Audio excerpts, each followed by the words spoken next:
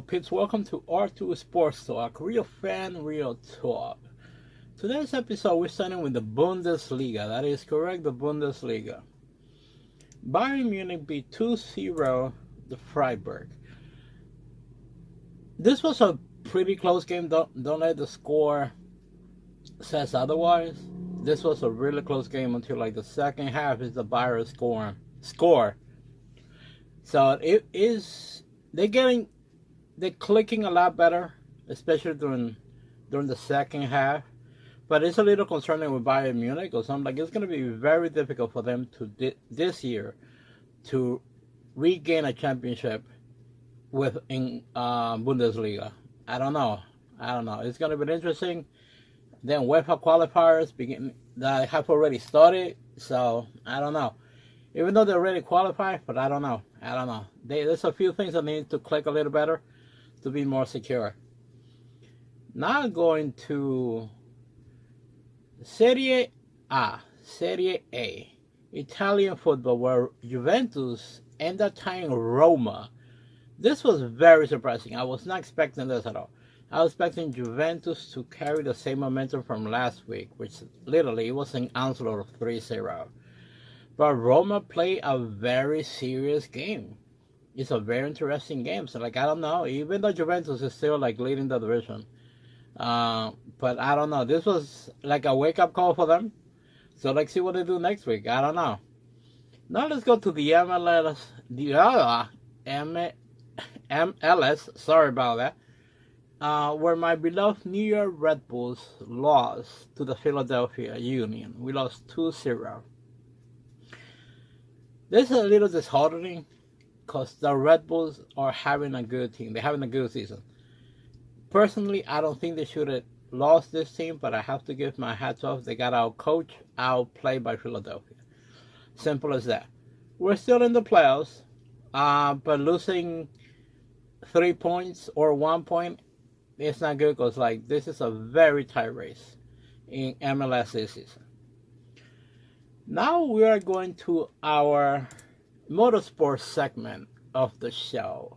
We are going with Formula One. We're starting with Formula One. The Italian Grand Prix happened. And my hats off to Charles Leclerc. Ferrari had a very well planned race for this past weekend. It was good. They got max points with Charles Leclerc. This is the second time he wins the Italian Grand Prix. So for Ferrari, it's fantastic. But we still see the same issues that Red Bull has. The car does not have the same speed on the straights anymore. During the curves, twirls, we are good. But during the straight, we don't have the speed anymore. Oscar Piastri finished second. And Lando Norris finished third for McLaren.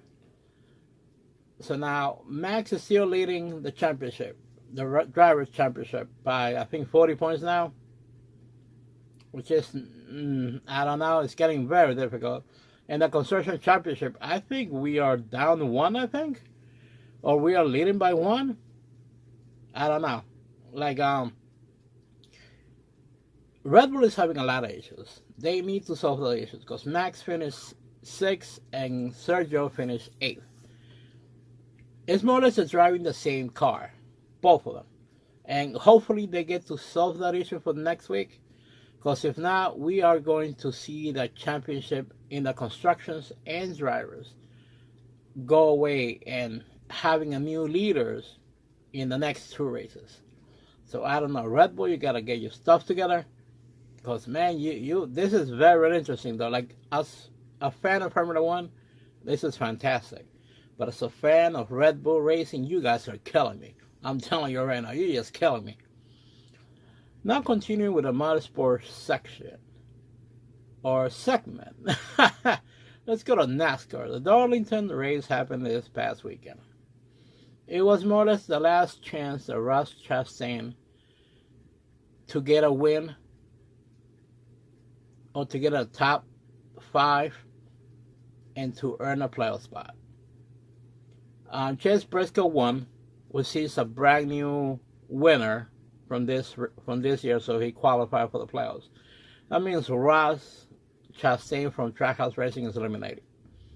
He's not making the playoffs this year. Very disappointing. Even though he finished 5th, but Chase Briscoe won the race, so it's very disappointing. But at least Daniel Suarez, since he won a race, he finished with within the top 10 in the standings. So that means he made the playoffs, even though he finished the race 18th, but he won the race though.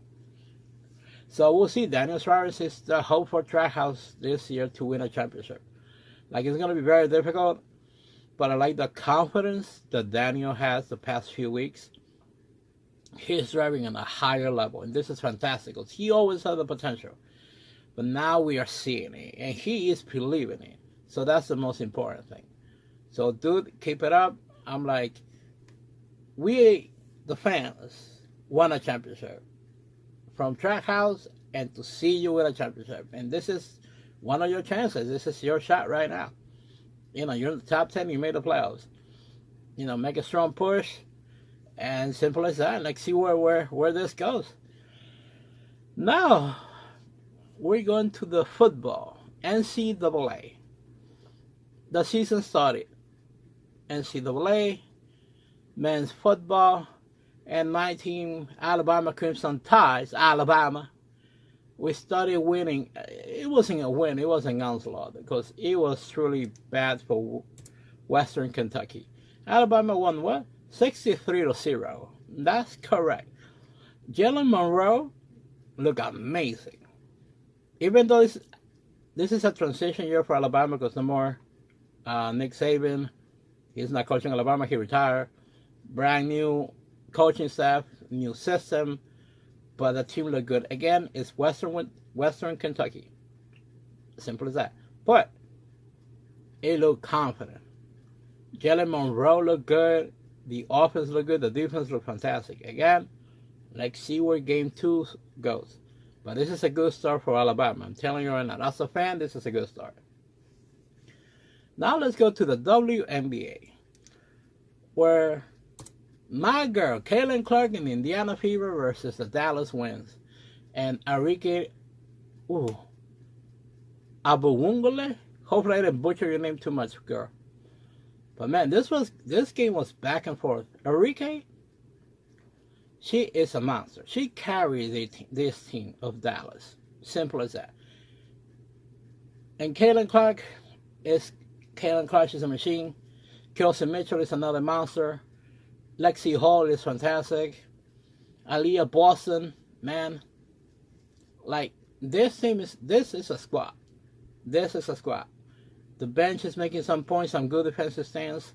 It was a back and forth, but my hat's off to the Indiana Fever. They're getting it together. We are over 500 now. We are on the 6th spot. Because now the Mercury are under 500. If I recall properly, certain Diana Taurasi said that, you know, you're going to see something. You know, you're going to be playing against some grown-ass woman, she told Caitlin Clark. I think it's the other way around, Taurasi. Overrated Taurasi. Because right now, Caitlin Clark is making you look like a rookie. Simple as that. And like I said it, I predicted it. I predicted this. I'm telling you, you guys heard this first here a few weeks ago. If things keep aligning, the Indiana Fever might finish on the 5th spot, ahead of the Aces, of the Mercury, and the Sky. I don't think they're gonna make it because if Arika is playing the way she is, Dallas is gonna make the final playoff spot. Telling you right now. Oh yeah, buddy. Now going to a professional wrestling. WWE have Bash in Berlin, which I have to be honest, I did not know they have Bash in Berlin at all. I completely, I didn't know they were having Bash in Berlin. A friend of mine told me, yo, you're watching the wrestling. Wait, what? I'm like, oh, damn, wrestling. So yeah. Let's see. Cody Rhodes versus Kevin Owens. Rhodes won. This was a good match, but it's funny how the fans have already turned on Cody.